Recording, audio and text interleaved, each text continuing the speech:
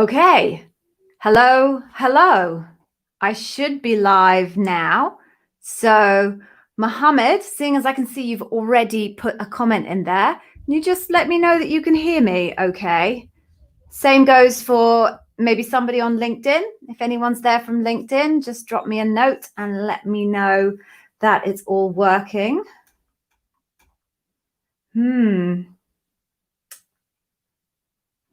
I'm not sure the LinkedIn one is working.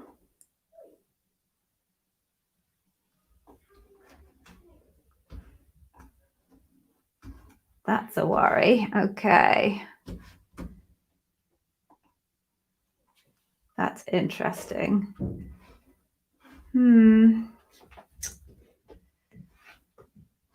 Let me just see. Oh, thank goodness. Dion, thank you. Thank you. Thank you. Oh, my heart was just starting to go a panic. Okay. I have some people here. That's interesting. Some people say it's not and some people say it is. Maybe there's some type of a lag. All right, but there's some of you there at least. So let's get going. Oh, I'm looking very red. That's strange. I look a bit sunburnt. I promise you, I don't look like this normally. Okay, so let me just see. Let me just quickly message other people on LinkedIn. LinkedIn people, are you seeing this? So some of you on LinkedIn seem to be able to get it, but some of you don't, which is strange. Are you seeing the stream? There we go. All right, so we'll give it a couple of minutes before we get going. All right, okay, looks like it's all working for everybody now, so that's good. Man, I find this so stressful. So stressful. Right, so let's say hello to everybody. Right. Let's say hello to everybody. So there's a few familiar faces. I like to say hi, see where people are from. I get a little bit excited if I get people from new destinations that I haven't heard of before. I'm also just going to tweak my camera a little bit. So give me a second. Oops. Sorry, make you all feel seasick. All right. Hopefully that works. Right. So tell me, guys, where are we from? So Low Monk, I know exactly where you're from. Hello. Mohammed, Dion, Hosco, Kevin, hello, Kevin's back. Oh, I'm so excited. I love to see people come back. Okay, Siva, I'm going to go for that. Tell me where you're from. Everybody, give me a shout out and tell me where you're from. That's funny. Some people aren't getting it on LinkedIn and some people are. That's strange. Okay, so let me just finish this message to people on LinkedIn and then looks like working for some but not others. Might be easier if you pop into the YouTube stream. Weird. Why would it work for some of you and not for others? Okay.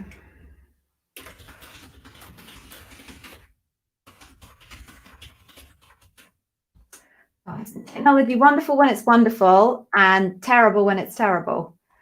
All right. Okay. Well, hopefully the other LinkedIn people will catch up with us. Right. So who have we got? So Hosco, I remember exactly where you're from. Oh, great. Rachel's made it on. Hey, Rachel. Glad you made it on. Okay. So where have we got? San Diego, Georgia. I'd love to go to Georgia. That's another one of those places. Singapore. Yay, Kara, welcome. You are my first person from Singapore. That's incredibly exciting. Dallas, very good. Sorry, we have had some people from Dallas. Not that I'm not excited that someone from Dallas is here, but I have had Dallas before. Bangalore, lovely. Brazil, hello from Brazil. Oh, where have we got? We've got loads of people. Ohio, very cool. Seattle, I have been to Seattle a few times, just a couple. I do love Seattle. If I was to move to the US, I have to say I would probably go to Seattle. And that's not related to the fact that Amazon are there, but rather I've been there and I do think it's a fabulous place. Okay. Lots of people from Dallas. There must be a lot of stuff going on in Dallas at the moment. I know there's quite a lot of hiring going on around Austin, but cool, Dallas, amazing. Right, so should we get going? We've got a few people that have joined us now, so hey, let's get going. I will do my usual intro. Low Monk, Kevin, a few of you, you've heard it before. I'm sorry, I will try and make it as entertaining as possible. You must be sick of it. So I am Gigi and I am the Amazon interview whiz.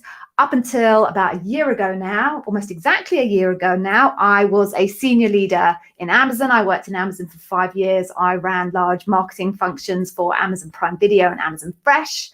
I was also, most particularly for your purposes, an Amazon interview bar raiser.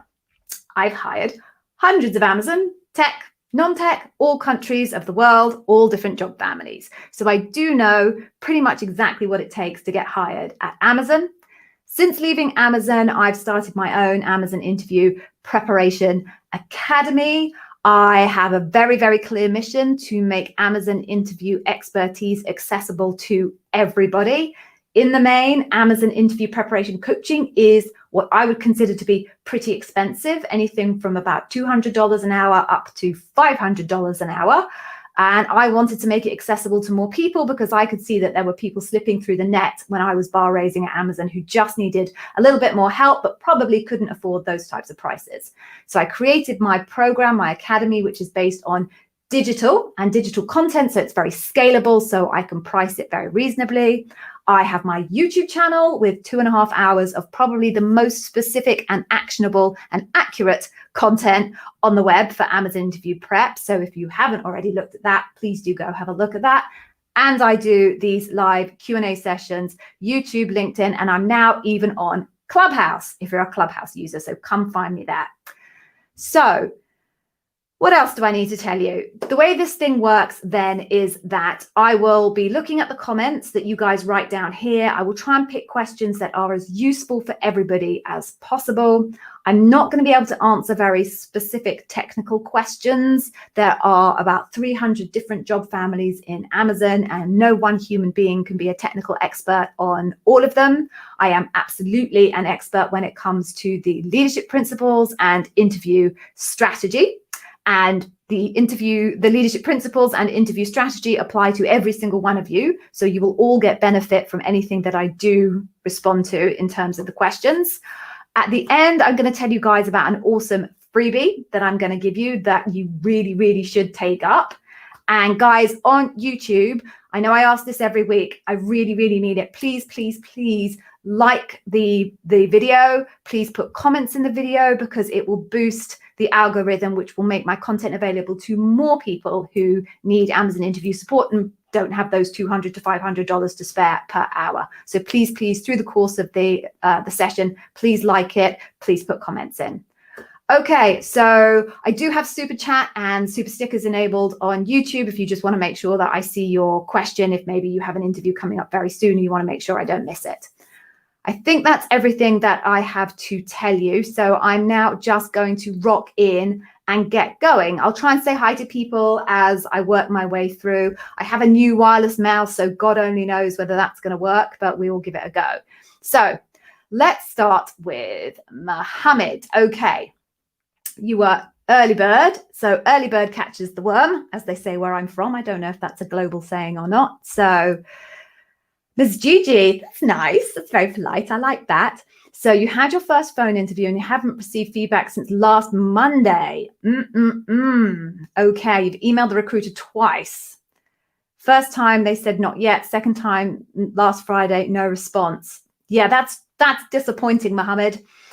I think you're doing the right thing. There's not much else you can do now, Mohammed, other than keep emailing them and keep insisting in a nice, polite way that you're waiting there and you're very excited for the result.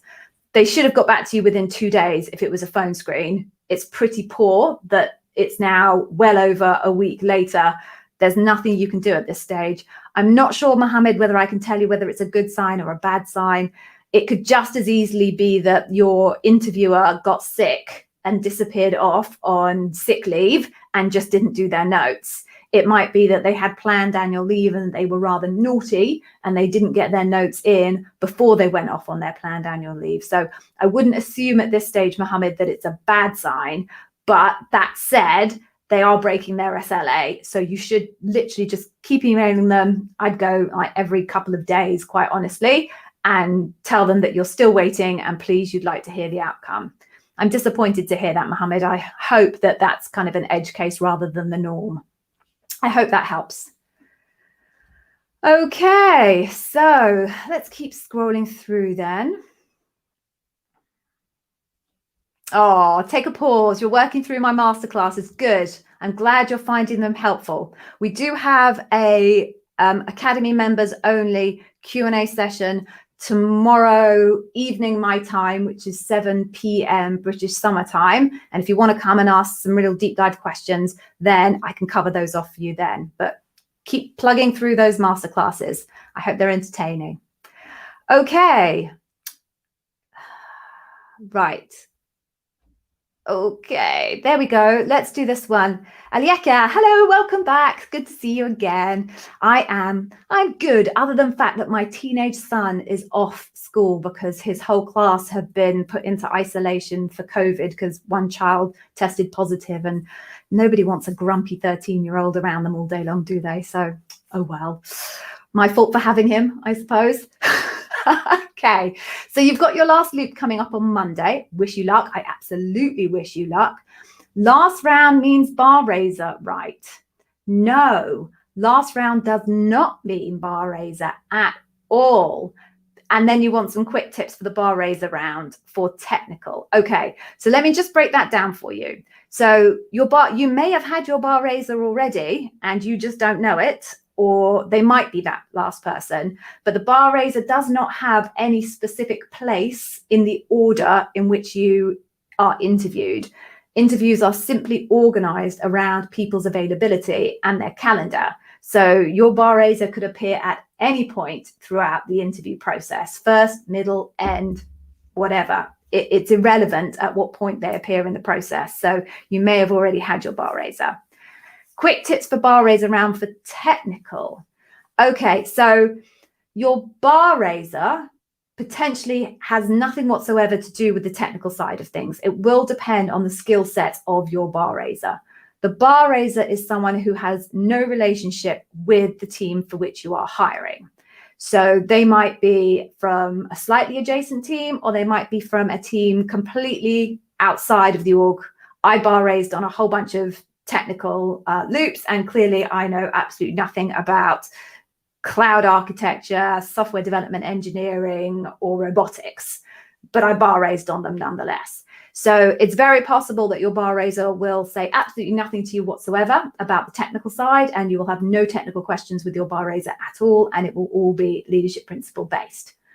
On the other hand, you might get a bar raiser who is not part of the immediate team, but still has the skill set associated with that team. So I'm going to go back to software development engineer. You can have a software development engineer / manager in one part of the business, and a software development engineer / manager in a completely different part of the business, like 100 miles away from the first one.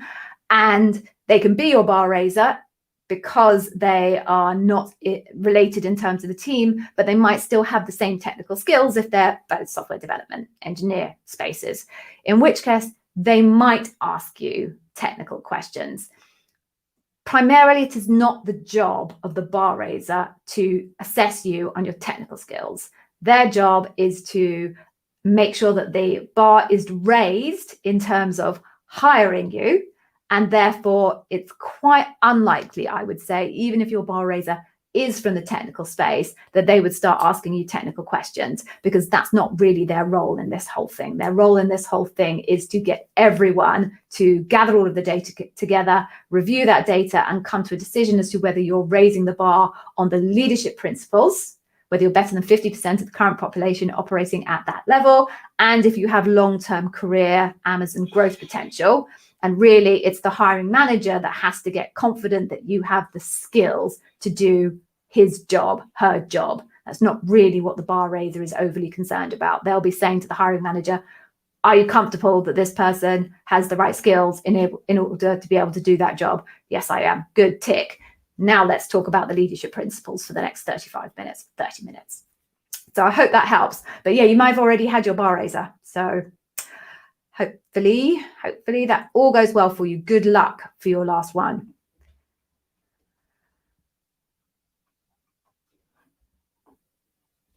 Okay, moving on. Oh, Kevin, I'm sorry to hear that. But good that they want to keep the conversation going for future openings. Yes, that is a good sign. It definitely is a good sign. Okay, moving on then. Ooh, oh, all of the hellos. Whoops, and a massive leap in the tool. Right, come on. Get it together, Gigi. Okay. All right, this is a good question, Sunil. I'm glad you asked this question. This doesn't get asked very often. So this is obviously not completely specific to Amazon. You could have asked me this question if I was at Google, Microsoft, or even the business down the road. So you've got an interview next Wednesday. You moved from your previous job just 3 months ago. Would Amazon care that you changed your job so recently and are already interviewing for another job? So I think it's likely that someone will ask you the question as to why it is you've only been in your previous role for 3 months. Will they care? It's going to depend on the answer. So you just need to make sure that you have a good narrative that positions you positively in terms of why it is you are already looking for a new role, having only joined your prior company 3 months ago. And your answer will lead to the decision as to whether they care or not care. There are lots and lots of good reasons why people find themselves in roles and discover that they are not the roles that they were expecting them to be. And you can definitely build a narrative around something like that and taking quick action once you've identified that a role is not the right role for you or that it wasn't what you were expecting it to be. So there are definitely positive ways that you can wrap that story up. But do make sure that you've got it clear in your mind what the circumstances are, why it is that you are now applying for a new role only 3 months in, and how that then feeds into your kind of career trajectory. If you have a really strong positive story, they won't mind. Hopefully you can spin it into something that actually will quite impress them. I hope that helps. Okay.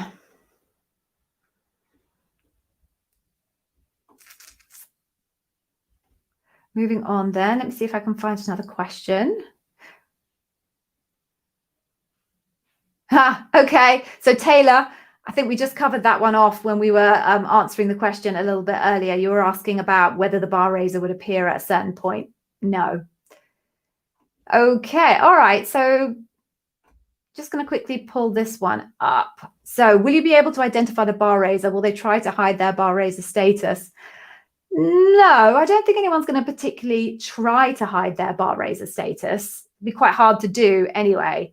So it is possible to, in some cases, to identify the bar raiser. If you go back to the example I mentioned earlier, where there was little old me, a senior manager from marketing and Amazon Prime Video, interviewing software development engineers for AWS, it would be quite obvious when I was the only person not working for AWS and not with any software development skills that I was the bar raiser. So in quite a number of cases, you should probably be able to look at the job title, because they will share that with you in terms of your interview roster of the individuals, and you could probably work out who's the bar raiser and who isn't. In some cases, you can't. In some cases, the job titles are so similar amongst the entire group, even though the bar raiser isn't working specifically with that group. Some teams are so big that they can find a bar raiser from a team like 3 steps away, and they still, from an overall point of view, look like they're working in the same org. So I wouldn't rely on the strategy that my software development engineer candidates could have relied on for me.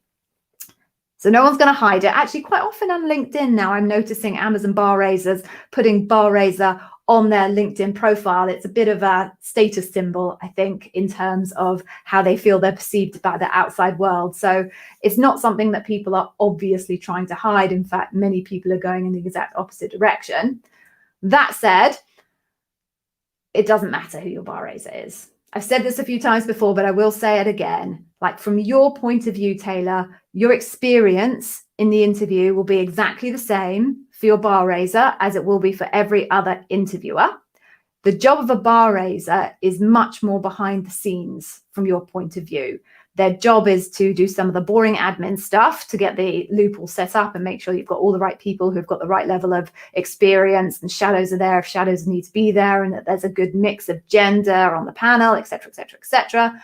And then the next part of their role is in the debrief, where they gather all of the evidence and everybody reads everybody else's evidence. And it's the weight of that evidence upon which your bar raiser makes a decision. So you can have an astonishingly good interview with a bar raiser and have poor interviews with everybody else. Your bar raiser is going to see that data and they're going to potentially change their mind because their data is no more valid than anybody else's data. And the reverse might happen. You might have a shocking interview with your bar raiser and they're not inclined when they leave the interview for you. But once they've read everybody else's information, if you had great interviews with those other people, they'll change their mind. So the actual one-on-one interview with the bar raiser is far less important than everybody seems to think it is, or other coaches who want to sell you packages suggest that it is. Really, you just treat everyone as if they were the bar raiser, and really that's the way to go about it. So I hope that helps. Okay, so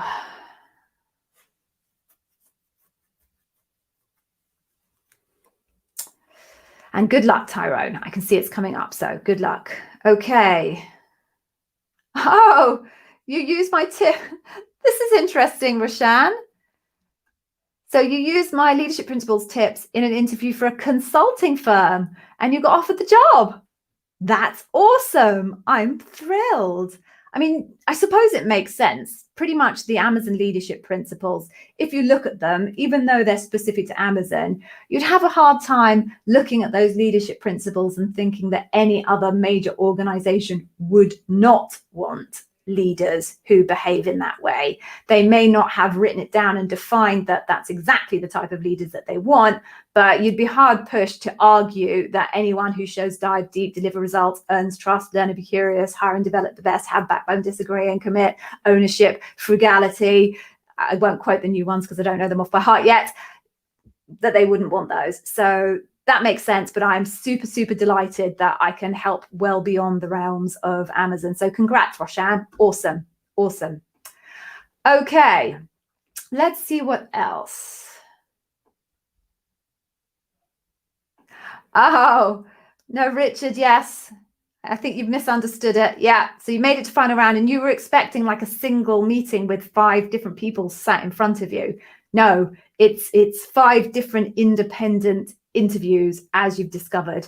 I think the 5 different independent interviews is a way better process. I shudder to think of the experience of sitting behind a desk and 5 people in front of you firing questions at you. So although you were surprised, Richard, I hope it was a good surprise and the actual experience itself was much more relaxed and intimate than maybe a huge panel of people sat in front of you like a firing squad or an interrogation unit might have felt. I hope it went well for you, Richard. Okay, so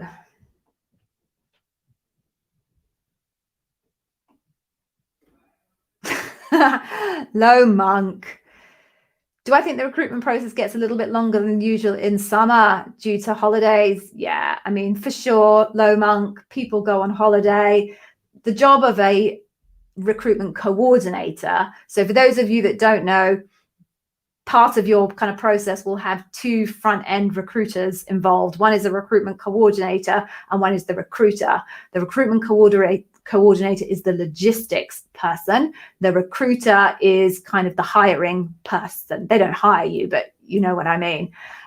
The recruitment coordinator's job is hellish. I would never, ever choose to be a recruitment coordinator because they have to try and organize at least 5 different people's diaries to be able to get everybody into a particular place at a particular time. nightmare. So yes, once summer comes along and people go on holidays, although bear in mind it's summer for us in Europe, because I know where you are, Low Monk. But if you're thinking about some of the other people on this session, it's not going to necessarily be summer where they are. But certainly when it comes to holiday seasons, let's say, it does get a bit longer, which could be some of the reasons why some of you guys haven't heard back when you were supposed to hear back, because people have nickied off on their holidays, as we would say here. Okay. Oh, Deepak, you had your panel with 5 interviewers. Going to get the result this week or early next week. Fingers crossed for you, Deepak. Okay. Yeah. Okay, let's have a look here. Take a pause. So you've got your panel for Tuesday. No one's had a Friday. It's been a while since I had Friday. We went through a whole phase where loops seem to only ever happen on Fridays.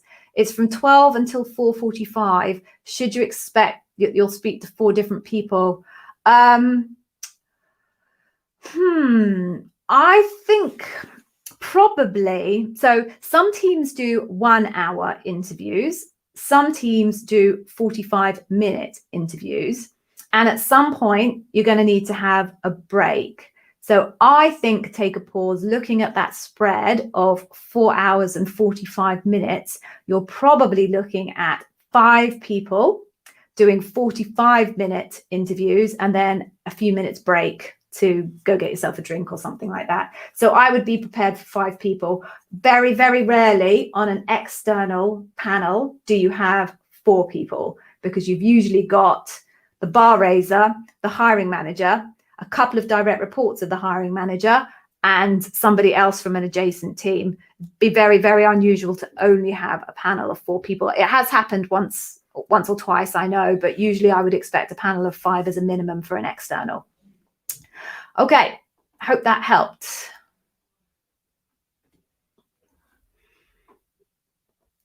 Okie dokie. Oh, I lost you. Megan. Here we go. So thank you. You're taking my masterclasses. Awesome. What's the best strategy for the phone screen with the hiring manager? Well, it's the same as the strategy for every single interview, because every single Amazon interview is exactly the same. They don't change in terms of their format or their structure or what they're looking for through the actual process itself. If this is a if it's looks like this is an early round. It's not clear to me whether this is round 1 or round 2, because sometimes hiring managers do round 1 and sometimes they do round 2. They're definitely going to be looking for your technical skills, right? So they're going to want to know that you actually have the technical capabilities to do the job. So you're probably going to want to pull out the examples that you have that relate very closely to the role that you're applying for.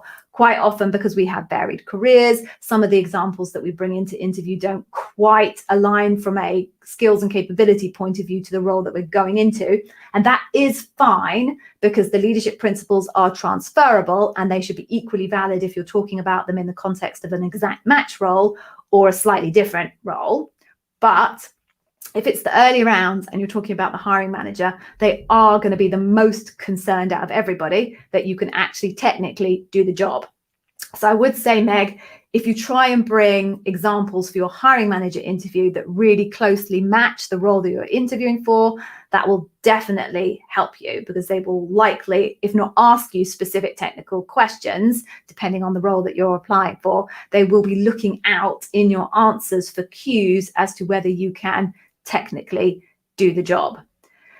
The other thing I would be saying about when you meet the manager is you have to ask good questions about them, because you, Meg, want to be pretty sure that this is a human being that you want to intertwine your life with for a significant amount of time, both in terms of maybe months and years, in terms of your tenure in the role, but also the number of hours in any given day.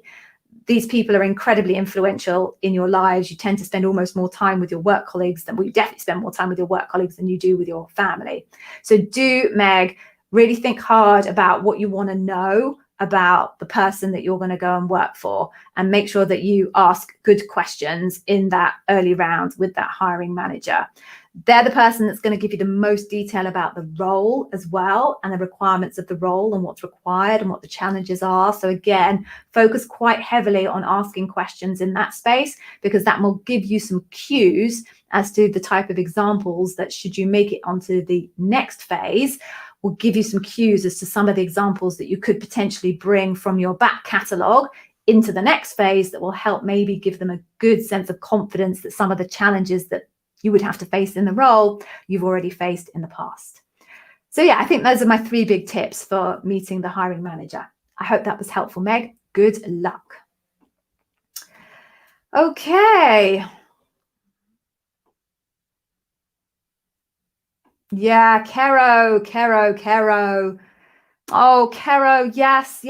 So unfortunately, what you're just describing is a risk. So the question is, can I share trick or tips on how to prepare for the leadership principles? You'd prepared answers for specific questions that will be asked around the leadership principle, and during the interview, those questions didn't come up. That doesn't surprise me in the least to hear, Caro. There are 127 questions in the Amazon interview question bank, and your interviewer is completely free to make up their own question based on their deep understanding of the leadership principle. So if you prepare examples that are for specific leadership principles, the odds are very much stacked against you that that specific question will even come up. So the best strategy to use to prepare for the questions is actually to prepare for the leadership principle. So shameless plug for my masterclasses. What my masterclasses do is identify the different types of facets of the leadership principles. So you guys can go and get a customer obsession one completely free. I'll tell you about that later. But customer obsession has 4 different facets in it. So my recommendation to candidates is try and prepare examples that speak to the leadership principle. Understand it, dig into it, work out what the facets are, and try and come up with at least 2 different examples that talk to your ability to be customer obsessed. I'm going to stick with customer obsession. Then, by all means, go out onto the internet and find all of the questions that people claim to be Amazon interview questions. Many of them aren't, by the way, but that doesn't really matter for the purposes of what I'm about to say to you. Gather those questions together and practice. If somebody asked me this specific question, how would I reshape one of these 2 examples that I've come up with conceptually to fit and answer that question? And the more times you practice reshaping your 2 examples to answer these random specific Amazon interview questions, the more skill you'll develop in being able to do that. So you don't need to prepare for the specific question, but when you actually arrive in an interview, you're very skilled at recrafting and spinning the core 2 examples that you have prepared to meet the specific question that you were asked. That's absolutely the best way to prepare, because some of you on this will know you will drive yourself insane if you try to come up with a unique example for all 127 examples in the Amazon interview question bank. It's not necessary. What your interviewer is trying to do is get to the behaviors within the leadership principles through the question. They don't really want the answer to that specific question. They use that specific question as a way in to draw out the behaviors that they're looking for from the leadership principles. So if your example isn't an exact match for that question, quite often it doesn't matter. And if you don't have a perfect example for that question, what you can say to the interviewer is, I actually don't have an example that exactly matches that question, but I do have an example that's a little bit similar. Explain to them your example, like 10,000 feet, literally 2 sentences, and say, is it okay if I use that example? Now, they may say no, because where you've identified the difference might be actually important, and it might not give them the leadership principle behaviors that they're looking for. But equally, they might say, yes, that will work, and then you can head on. So those are my main tips, Caro. 2 core examples, practice spinning them for these questions that everyone says are Amazon interview questions. And then if you need to say to the interviewer, I don't quite have an example that matches that perfectly, can I use this slightly different one? Those are my 3 big tips. I hope that was helpful. Okay. Let's see, what else have we got here?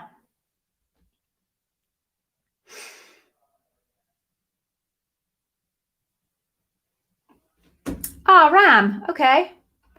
So you've got your loop next week. Your loop's got 2 technical breadth and depth rounds and 2 complete LP rounds. Can you ask the interviewer which round it is at the beginning of the interview? I'd ask your recruiter, actually. I don't think you should be embarrassed to ask your recruiter, just so that you can mentally prepare for what you're going into. It's not, the interview isn't there to trip you up. So there should be no good reason why your recruiter can't tell you that this particular interview is going to be your technical one and this particular interview is going to be your leadership principle one. So Ram, ask your recruiter.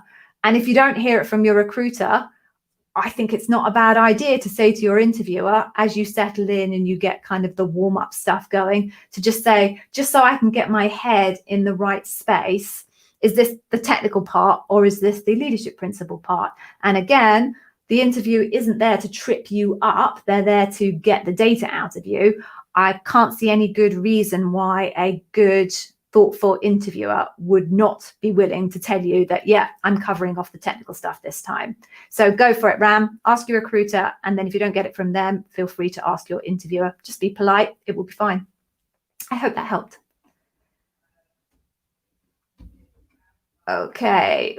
Rachel. Oh, Rachel, you had that question, didn't you? And you're asking how you can ensure I see your questions. So if you're on YouTube, you can do a super sticker to ensure I see the question. But obviously, you can't do that on LinkedIn. So, Rachel, did I miss your question? Because I promised you I would answer it, and I'm just spinning up, and I cannot see it. So, ask your question, Rachel, and I will make sure I answer it. So, ask your question a bit further down, Rachel, and I'll spin down and I'll keep looking for it because I did promise you on LinkedIn I would answer it. Okay.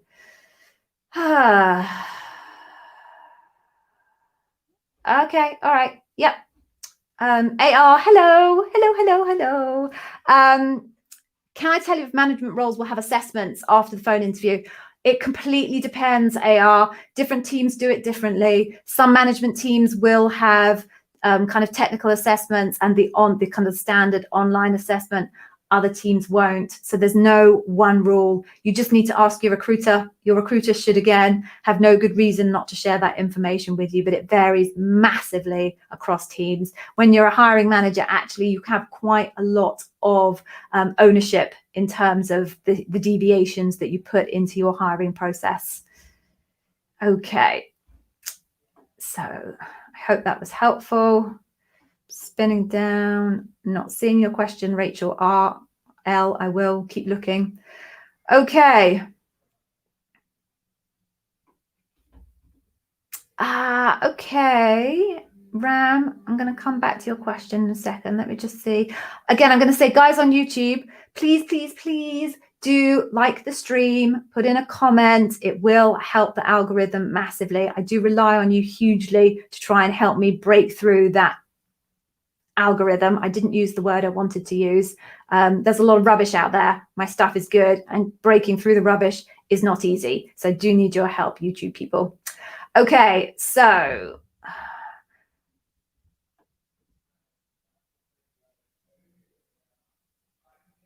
okay, quickly on this one then, Ram, because I know I've covered quite a lot of your questions. I want to make sure I get to some other people further down. So are you going to get asked the same leadership principle between the first and the third interview?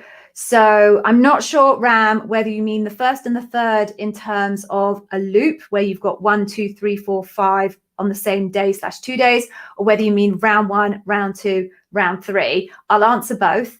It is very, very likely that you'll get a repeat leadership principle between round 1, 2, and 3, because if you're asked it in the early rounds, it's because it's a very, very important leadership principle for the role, and they want to check that you're going to be able to raise the bar on it early on, so they don't waste time with you pushing you through the process if you're not going to be able to do that. And therefore, because it's such an important leadership principle, it will come back again in loop. If you're asking me whether between interview 1, 2, 3, and 4 in a loop, you'll get the same leadership principle, no, you won't. Everyone is assigned a unique leadership principle through the loop. But what can happen is that some of the leadership principles have some very similar sounding questions. And quite often candidates think that they've been asked the same leadership principle a couple of times in interview, when actually they haven't. They just don't know the leadership principles as well as I do to know that that's not the case. So sometimes questions in bias for action and I'll write a lot can sound very, very similar. Sometimes bias for action and deliver results can sound similar, but theoretically, everybody should have a unique set of assigned leadership principles through the loop. I hope that helps. Okay, I'm going to try and find someone new. So I'm sorry, guys, if I've already answered your questions and I jump over you. I don't mean to be rude. I just want to make sure that I get to some new people as well. Okay. Oh, okay. Hey, Chandu. Hello, welcome. So I think that goes back to my point that I was making earlier for the person who hadn't heard back from the result, which is it's poor show. You know, Amazon does have these SLAs that they're supposed to meet. So, you know, it's your take ownership, contact your recruiter, keep messaging them, be polite as always, keep messaging them. If they don't respond to you through direct message, go on to LinkedIn and try and get them on LinkedIn, because there is an SLA that they are supposed to meet. And if they're not meeting it, that is disappointing. And you're absolutely within your right. This is your career. This is your future, to follow them up and see if you can get the answer. But as always, do be polite. So I'm sorry about that. It's disappointing to see this appearing a few times. Okay, I'm just going to take a swig of drink because my head's starting to pound. So 2 seconds, I'm sorry.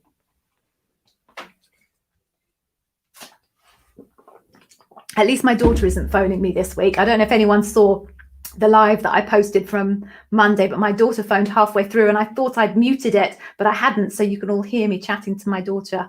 At least I was polite to her. Okay. Let's see, what else have we got?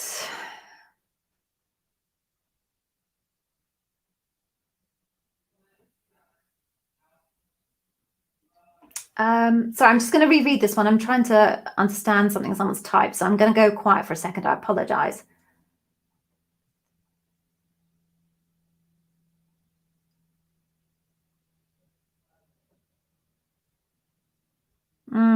Helping others and paying it forward. I'm not quite sure if there's a specific question in that. So do you want to maybe re-articulate it for me a little bit later down, and I can see if I can give you a specific answer to your question. I can see that you're anxious, but I'm not sure quite exactly how I can support you. So please do ask me something a bit more specific further down. Okay. I'm still looking for you, Rachel L.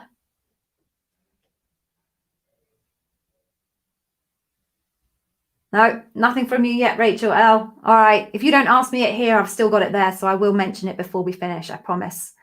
Okay, so. SV, good question. Good question. So is it better to take a 5-hour final round in one go or take it in 2 days?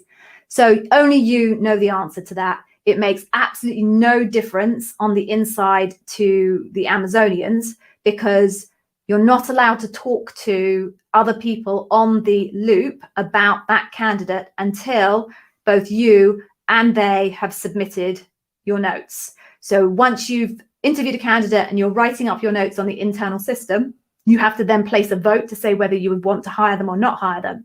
Once that vote is in and you've pressed the button, you can't change your mind once that button's pressed. You then get to see who else has already pressed their button and submitted their vote. And only once you see that are you able to then go and have a conversation with that person, which really you're not even supposed to do until you're in the debrief, but at least you're not kind of biasing yourself once both of you have pressed the button and submitted. So from an Amazonian point of view, it makes zero difference how long you spread your interview across, because every single interview is a unique experience in unto itself, unaffected by anything before or anything after. So if you're like me and you just kind of have to get into the zone, and once you're in the zone, boom, boom, boom, then that's what you need to do, have it all on one day. If you're someone who likes, maybe a little bit more introverted, that you find it quite draining, that you're quite tired, that you're better in the mornings or you're better in the afternoons, whatever it is, then break it into 2 parts in a way that suits you. But it's given as an option now. It didn't used to be given as an option a few years ago, because they are trying to make it more comfortable for candidates to do things the way it suits them to do it. It's all about you, and it's nothing at all to do with the Amazonians. So just pick what you prefer. Okay, so moving on then. I'm just going to do a time check. I say I'm going to do a time check. I can't get my computer to work. Okay, so we've got 15 minutes left. Okay.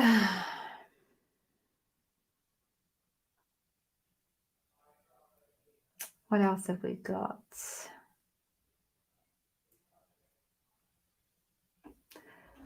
Okay. Yeah. Mayresh, hello. Welcome. So does Amazon still keep interviewing after extending an offer to a candidate, but that offer has not yet been accepted by the candidate? Good question. So I would say in the main, yes, because if you stop interviewing and that candidate doesn't take the offer, then suddenly you've lost your entire pipeline, and trying to build the pipeline back up again and fill the role becomes more difficult. So in the main, I would say, yes, they probably do still keep interviewing. Now, the nuance will probably be kind of the nature of their pipeline. So if they've got quite a few candidates through at kind of stage 2, round 2, and moving on to loop, they probably will keep interviewing, because statistically speaking, once the candidate's that far through, they are good prospects for this role if that person decides not to take it. If if that's a gap there, and actually they're still trying to fill the funnel at the top end, at that point they might actually pause, because it's more effort to fill the pipeline at the top than it's probably worth it, if statistically speaking, or odds are that your candidate is probably going to take the role. So broadly, yes, they will keep interviewing, but I do think there's that nuance there about where the pipeline is actually filled at in terms of people coming through the process. I hope that helped. That was a good question. I haven't had that one before. Thank you. Okay, so helping others and paying it forward. Masterclasses, question mark, please provide info. So yes, I have my own academy, the Amazon Interviewers Academy. I offer masterclasses. I'll tell you all about it at the end, and you can get yourself a free one. And then hopefully that will show you what you can get out of those masterclasses. Okay. All right, let's see what else we've got.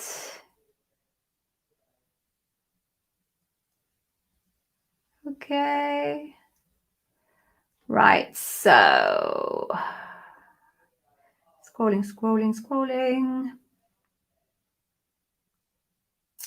Yeah, Nidhi, yeah, I'll answer this really quickly because it's probably my bad. What's the difference between a loop and a panel? Nothing, just language. Different people call it different things. I'm really bad. I swap backwards and forwards. So it's exactly the same thing. A bit like dinner and lunch. Depends where I suppose that's probably a British reference. Same thing. Okay, you have 3 rounds of interviews. Yes, okay. Right, so you've got a panel and your recruiter's told you you're going to have 3 rounds of interviews. So can I expect 2 phone interviews with 1 person each and a last round with a group? No, that doesn't work that way. So I think I understand what you're saying. So your entire process, because I'm guessing you're now at the beginning of the process, is that you would have round 1, phone screen. It's not really a phone screen anymore. It's a chime. Round 1, if you get through that, you go to round, that's a 1-person interview. If you get through that, you go to round 2, that's also a 1-person interview. If you get through that, you go to round 3, which is loop/panel, and that will probably be a 5 or more person number of interviews. So you would have 5 interviews all in a row, either one day or across 2 days, as we've just discussed. Each interview is only ever a one-person interview. You don't sit in a room with 5 people. There are some times where there are 2 people in the interview. I do have a video about that on my YouTube channel. Basically, it's part of the training program. Somebody shadows or is shadowed. But in the main, every single interview you have will only ever be a one-on-one interview. I hope that helped, Nidhi. Okay. Just scrolling to see if we've got some new people.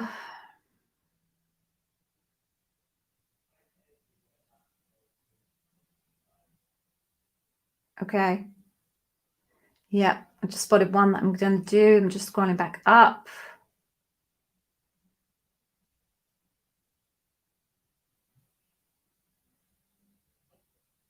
Yep. Okay, Rahul, I'm going to pick your one. Okay, so can you bring the same example that you mentioned during the phone screen and the one you used to write up sample during loop? Oh, you mean the writing sample? Okay, so can you bring the same example from phone screen and the one you used in the writing sample during loop? So I always say to people, try and use new examples if you can. But the if you can is the really important bit, because by the time you get all the way through to loop, chances are you've been asked about 20 different questions, and coming up with new and strong examples can be very difficult, particularly if you're earlier on in your career. If you're old like me, you have quite a large bank to pull from. But if you're earlier on in your career, it can be very difficult.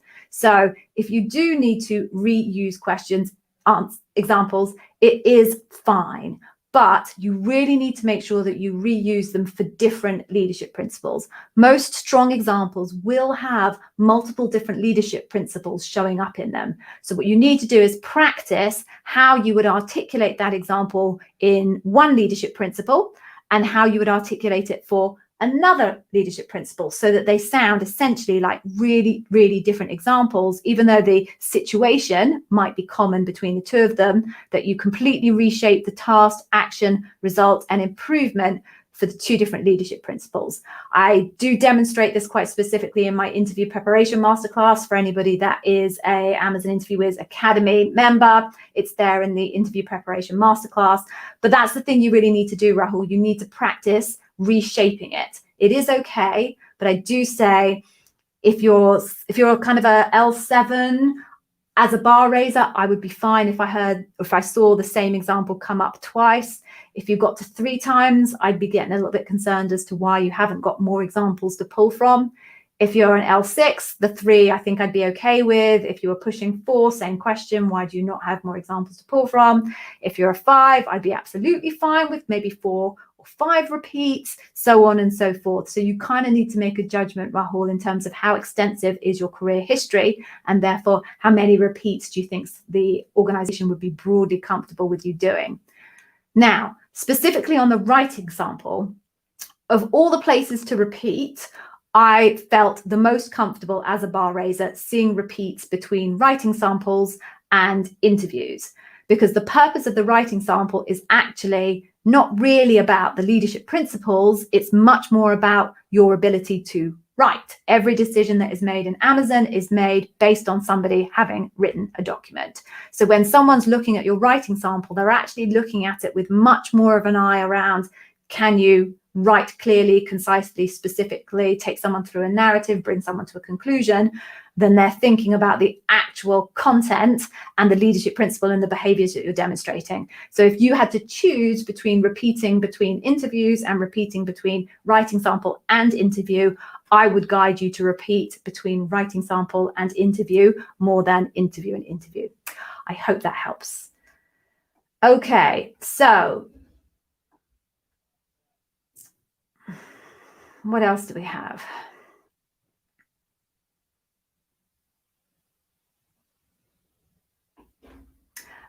Okay. Banu, this is a philosophical question. So why does Amazon mostly ask past experience questions instead of current experience? Tell me a time when. How will you handle a situation? The past is not always reflective of a candidate. Amazon would disagree. Amazon's hiring philosophy is that the past is the best indicator of the future. So if you can see that a person has already demonstrated a certain set of behaviors, you can be pretty confident that in the future, they will also demonstrate a certain set of behaviors. If somebody hasn't ever demonstrated a set of behaviors in the past, you have no evidence that they're even capable of demonstrating those sets of behaviors. And therefore, you'd be guessing whether they would ever demonstrate that set of behaviors. So they very much stand in the philosophy that the evidence of the past is the most robust evidence you can have to predict what will happen in the future.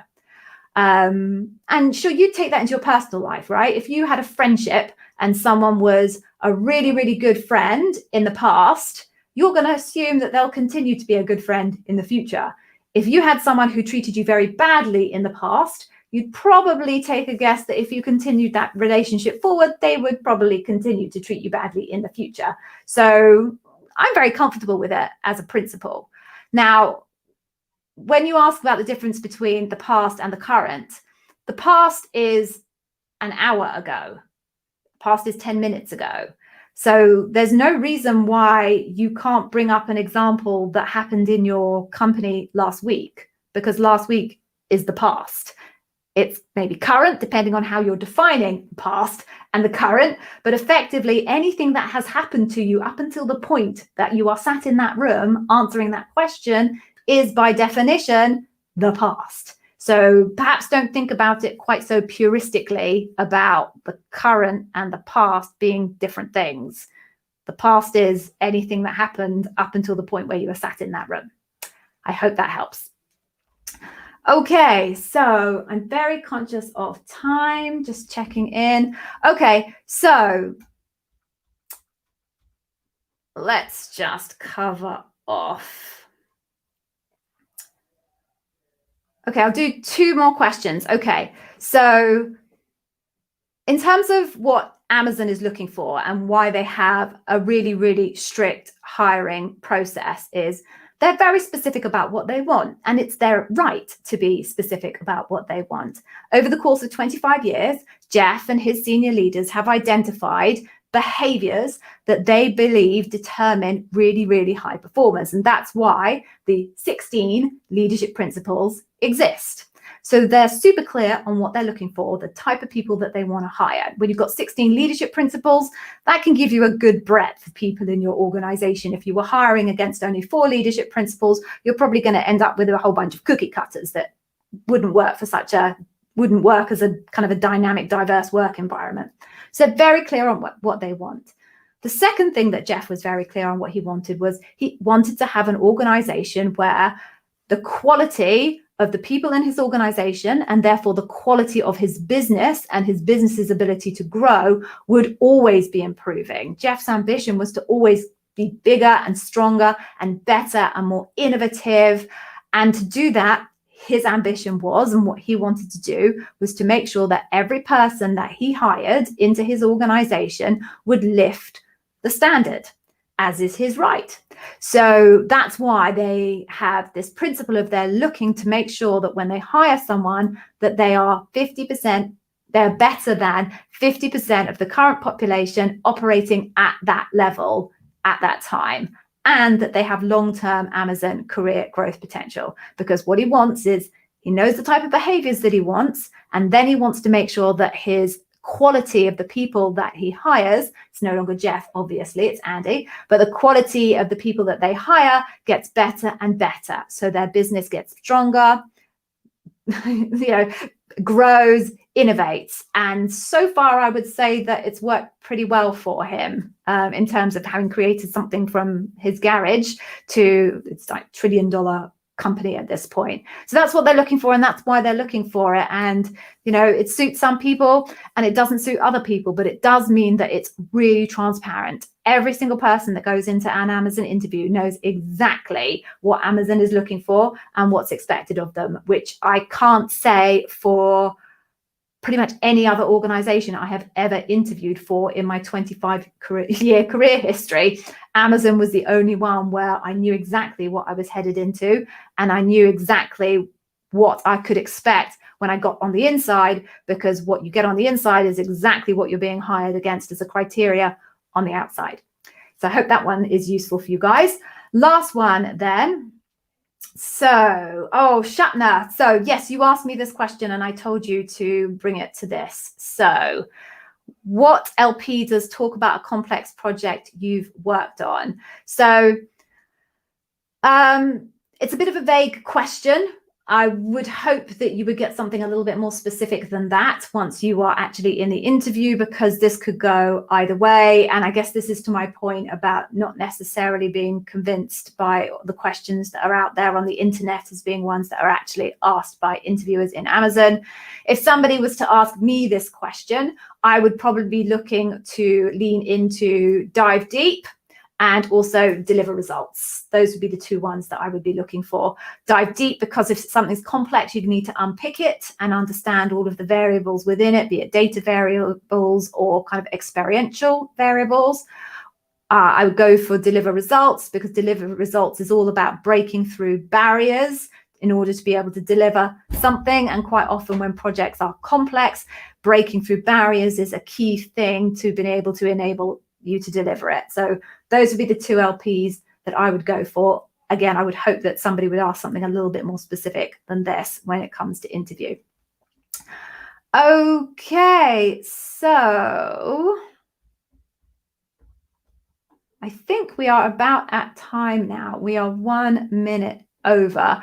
I'm gonna just answer this question from Rahul, because I think this is an important one. And I have a very different view in terms of what I believe the answer to this is compared to, say, other interview coaches. So is it really important to ask the questions at the end of each interview loop? Does it put any weight into selection? So at Amazon, the questions that you ask are not meant to be considered as evidence for making a decision as to hire you or not. If you happen to ask or show that you have done a lot of research and you've done a lot of learn and be curious type stuff, it might get brought up. But in theory, the questions that you ask at the end of your interview are not meant to be used as evidence to hire you or not, because generally they won't reflect the leadership principles. My guidance to my candidates is that I believe you should use that question time to ask the questions that you need the answers to make a good decision as to whether this is the type of company you want to work at, job that you want to do, manager that you want to work for, teammate that you want to work with. If you are coming into my organization, when I'm running my marketing function, I want people who will gather comprehensive amounts of data before they make decisions. If a candidate doesn't go to the effort to gather data on possibly one of the most important decisions of their life before they make it, I'm suspect, quite frankly, that they're going to have that rigor when they join my team. You guys need to get the data that you need to get in order to make a really good decision. I don't think that anyone should be wasting question time trying to come up with really smart, clever questions to wow the interviewer in terms of your research, etc., etc. I think you should be using it to gather the data so that you can make a good life choice. That's my view. Now, that's not necessarily shared with lots of other interview coaches out there. So you are going to have to, I'm afraid, make your own decision as to which of those two positions resonates more with you. Okay, so we are now at time. I think I've managed to get through most of the questions today, which is awesome. Great questions, by the way, guys. So Amazon Interview Wiz Academy, we've talked about the masterclasses. So here you can see the web address for the Amazon Interview Wiz Academy. If you don't get it now, obviously you can look at the playback. It's also in all sorts of places in my YouTube channel. It's on the descriptions at the bottom of most of the videos. I have it in my about section in LinkedIn. It's also on my Clubhouse profile. It's also, I think, on my Twitter profile as well. So one way or another that you can find this address. or you can Google me, the Amazon Interview Whiz, and this will pop up.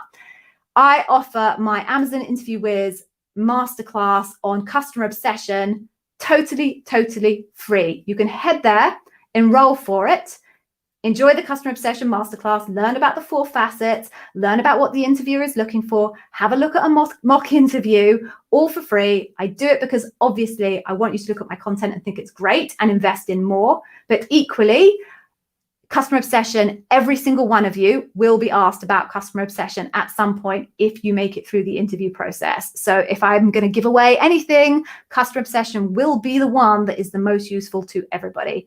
So please hop over, go grab it. I promise I will not do any follow-up marketing. That's not what I do. Bizarre, I'm a marketer, I know, but I want my content to stand on its own 2 feet. And if it doesn't, that's my problem, not yours.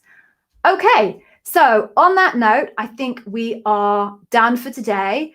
Thank you very much for coming. Thank you for some awesome questions. There were some great questions there. I'm looking forward to doing the editing on this one or doing the chapters. Just to say, I am back again on Monday, my usual slot at 2:30 p.m. British summertime, but I will not be doing a session this time next week. It is my daughter's school play and she's in the lead role. So I'm not joining you guys. I'm going to prioritize her this time. Doesn't happen often, bless her. So yes, there won't be a session this week, but watch out for me on Clubhouse because there will be slots where I jump into Clubhouse and do something like this as well if you're a Clubhouse user. Otherwise, please come back on Monday. I will be here. For those of you who got jobs, awesome, wonderful, brilliant. I'm so glad. Congratulations. Those of you with interviews this week, I wish you the very, very best of luck. Thank you for coming. Really appreciate it. Take care of yourselves. Be safe. Bye-bye.